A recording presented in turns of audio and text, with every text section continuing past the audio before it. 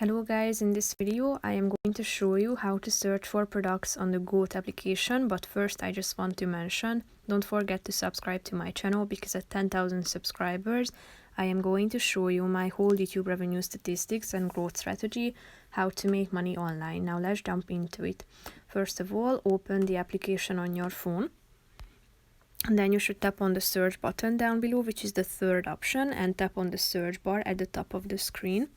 Here you can find a bunch of preset or default options that you can choose from, such as categories, latest searches.